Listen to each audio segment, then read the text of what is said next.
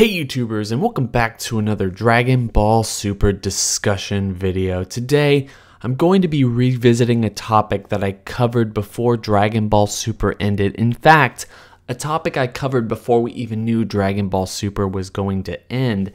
and that is whether or not the introduction of Broly as the legendary Super Saiyan of Universe 7 is going to mark kind of a reset button for Dragon Ball in the future of the series. And for anyone who is excited to hear more about this topic and maybe more so of a long form discussion, I can tell you that me and MJ are planning on doing a long form discussion about this topic on his channel, where you'll probably hear some of the things that I talk about in this discussion, but also some of his thoughts on that as well. Just make sure that if you're subscribed to me, if you're subscribed to him, just keep an eye out for that, because the dynamic duo has not been together for a really long time, and one of the things that we really want to get to you guys is a couple of amazing discussion videos. Him and I always hit it out of the park. But with that being said, I just wanted to kind of revisit this topic because I think it's really important for the future of the series, and probably, you know, thinking about it in macro scale level, one of the reasons they decided to bring back Broly in the first place. And that is, even though Broly is a huge fan favorite character, I mean, there's probably no other character in the entire Dragon Ball series that even reaches his amount of just ridiculous fandom, where people are either there to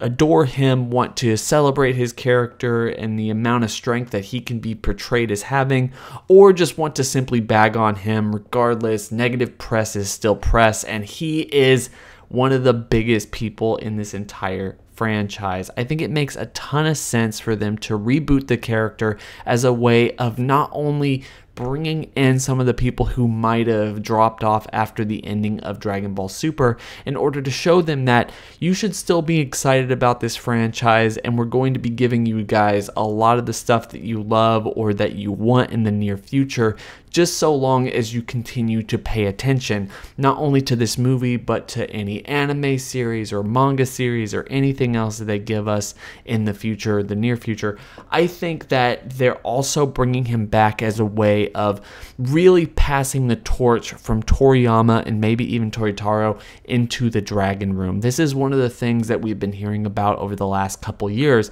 is that the idea of the Dragon Room was being put together in order to expand Dragon Ball into a multi-platform, multimedia juggernaut that it really should have been for the last 10 or so years. They're not simply going to end the anime or any of the other iterations of Dragon Ball this easily,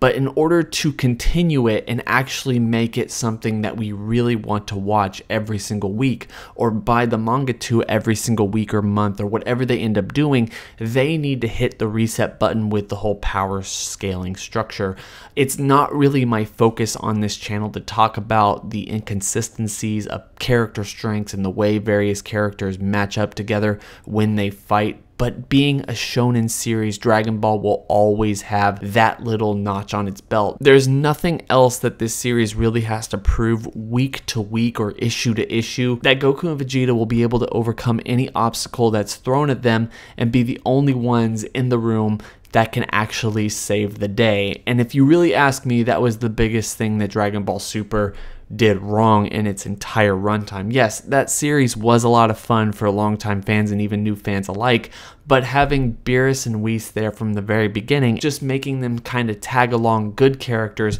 was one of the things that really brought the television show down. It made almost every single other tension area less tense, because we knew that even if Goku and Vegeta got into some ridiculous situation where they couldn't get themselves out of, you knew that Beerus was always going to be able to step in because he didn't want Earth to be destroyed, or he had some admiration for Goku and Vegeta. And even if Beerus couldn't step up to do it, then there was always some thought that maybe Whis would figure out a way to step in, despite the fact that he couldn't actually do that, or he wasn't supposed to. The series really contorted itself stuff in order to make Goku and Vegeta the only two in the room that could actually do anything. With Frieza coming back, despite the movie already telling that story, they had to make sure that Whis and Beerus would stay out of the fight. The same thing with going into the future and watching everyone fight Merge Zamasu. Goku and Vegeta at that point, despite everything that was going on, were the only ones who could actually win the fight.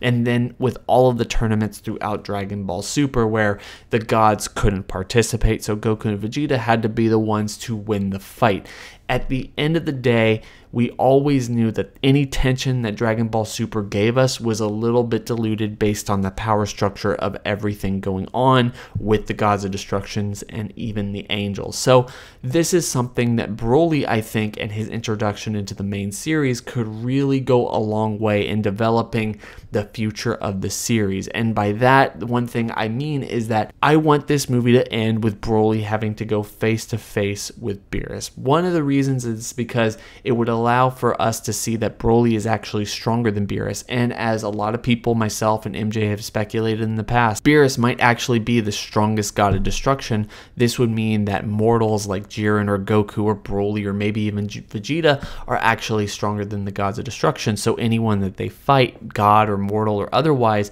would have to be stronger than Beerus, making any help that he gives not really just all that cool, but also kind of null and void. He cannot step to these people and he can't be the one to win in that situation. Plus, with Whis not being able to step in and do anything about the fights, just being a passive observer of everything, it would allow Goku and Vegeta to step beyond the gods of destruction, step beyond the hierarchy that was shown in Dragon Ball Super, and allow the series to move on forward. Yes, this will always be a power scaling problem, and Goku and Vegeta's potential or strength or anything that you want to just hark on with that is always going to be one of the negative treatments for the fandom of Dragon Ball, but it is still an interesting prospect of Goku and Vegeta being the two strongest people in any future series, because Broly comes in and resets the entire situation, knowing that mortals like Goku and all of them can be stronger than the gods, and anyone they fight in the future is going to be the stronger than the gods, or just have to be stronger than the gods,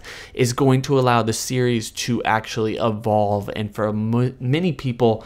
to get more invested into the series, knowing that it can't simply be fixed by somebody who's deciding to stay out of the fight, just simply get involved in the fight and end it incredibly quickly. This is something I think could be really interesting for the future of the franchise, and it's one of the things that I think would help the longevity of the series going forward. It would also help explain why the 10-year time skip was the focus of Dragon Ball Super, considering that was already a time of quote-unquote peace, now that we know a little bit differently. But at the same time, because Hit and Whis were always there, there was never really any danger to begin with. As we move past the ending of Dragon Ball Super, ending of Dragon Ball Z, and into the future of Dragon Ball, it's going to be interesting to see how Goku and Vegeta manage to continue to evolve and get stronger as their potential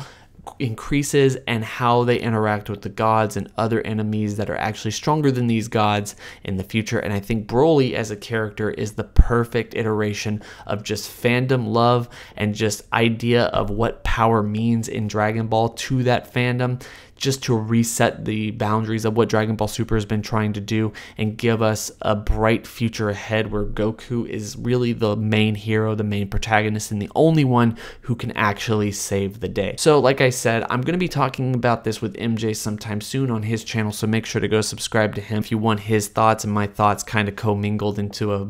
longer form discussion. I hope everyone's having a fantastic day. Don't forget to like, comment, and subscribe. Hit that bell over by the subscriber button to notify you every single time I upload. It's been real, guys.